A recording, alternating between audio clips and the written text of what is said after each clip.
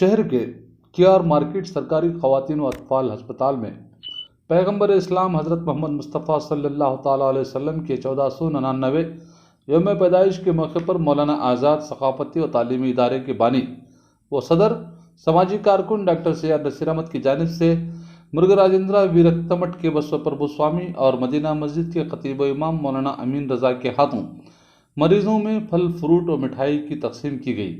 नसीर अहमद ने कहा कि इस्लाम और हिंदुस्तान की खूबसूरती है कि जश्न का मंजर है।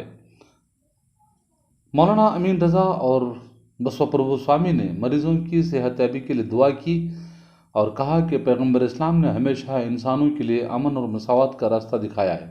इस मौके पर दिबदली रशीद, अस्पताल के डॉक्टर मधु, फार्मासिस्ट SP मुहिबुल्ला, नूरुल्ला खान, ख्वाजा साहब, मौलाना इम्तियाज़ हुसैनी के अलावा डॉक्टर CR नसीर अहमद के फर्जंदान में शेखू और अजीज़ भी मौजूद रहे। आइए देखते हैं वीडियो के जरिए तफसीली मंजर। ಇವತ್ತು ಈದ್ ಮಿಲಾದ್ ಹಬ್ಬ, ಪ್ರವಾದಿಗಳ ಹುಟ್ಟುಹಬ್ಬ. ಈ ಹುಟ್ಟುಹಬ್ಬವನ್ನು ನಮ್ಮ ಡಾಕ್ಟರ್ ನಸೀರ್ ಅಹಮದ್ ಅವರು ಪ್ರತಿ ವರ್ಷವೂ ಈ ಒಂದು ಆಸ್ಪತ್ರೆಗೆ ಬಂದು ಸಿಹಿ ಹಂಚಿ ಹಣ್ಣುಗಳನ್ನು ವಿತರಣೆ ಮಾಡೋದ್ರ ಮುಖಾಂತರ ಈ ಕಾರ್ಯಕ್ರಮವನ್ನು ಅರ್ಥಪೂರ್ಣವಾಗಿ ಆಚರಣೆ ಮಾಡ್ತಾ ಇದ್ದಾರೆ. ಈ ಸಂದರ್ಭದಲ್ಲಿ ಭಾಗವಹಿಸಿರುವ ಎಲ್ಲ ಗಣ್ಯರು ಹಾಗೂ ಧರ್ಮಗುರುಗಳು, ಭಾಗವಹಿಸಿರುವ ತಮ್ಮೆಲ್ಲರಿಗೂ ಶರಣಾರ್ಥಿಗಳು. ನಾವೆಲ್ಲರೂ ಇವತ್ತು ಒಂದಾಗಿ ಹಬ್ಬಗಳನ್ನು ಆಚರಣೆ ಮಾಡಬೇಕು. ಅದು ಬಸವ ಜಯಂತಿ ಇರ್ಬೋದು ಅಥವಾ ರಾಮನವಮಿ ಇರ್ಬೋದು, ಇನ್ನೂ ಅನೇಕ ಹಬ್ಬಗಳದ, ಕೃಷ್ಣ ಜನ್ಮಾಷ್ಟಮಿ ಇರ್ಬೋದು, ಹಾಗೂ ಪ್ರವಾದಿಗಳ ಒಂದು ಹುಟ್ಟುಹಬ್ಬ ಇರುತ್ತೆ. ಎಲ್ಲರೂ ನಾವು ಮಾನವರೇ. ಮಾನವತ್ವವನ್ನು ನಾವು ಜಾತಿಗೆ ಧರ್ಮಕ್ಕೆ ಸೀಮಿತ ಮಾಡದೆ ನಮ್ಮೆಲ್ಲರೂ ಉದ್ಧಾರಕ್ಕಾಗಿ ಬಂದಿದ್ದಾರೆ ಅನ್ನೋದನ್ನು ಅರ್ಥ ಮಾಡಿಕೊಂಡು ಎಲ್ಲರೂ ಒಂದಾಗಿ ಈ ರೀತಿಯಾಗಿ ನಾವು ಹಬ್ಬವನ್ನು ಆಚರಣೆ ಮಾಡಿದರೆ ಸಮಾಜದಲ್ಲಿ ಶಾಂತಿ ಅನ್ನುವಂಥದ್ದು ನೆಲೆಸುತ್ತೆ.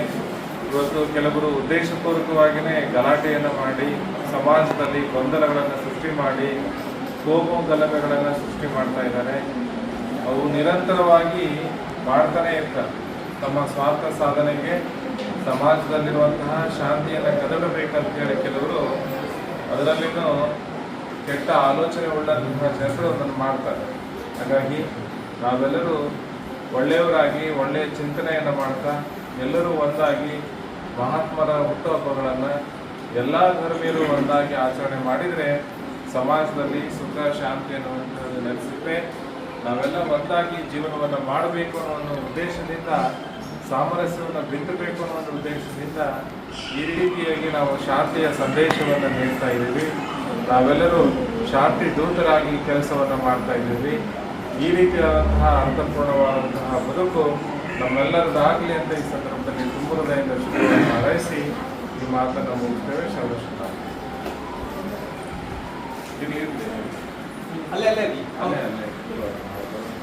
ಹೊರಗಡೆ ತಗೋಬೇಕು. ಅದು ಒಂದೇ ಇತ್ತು.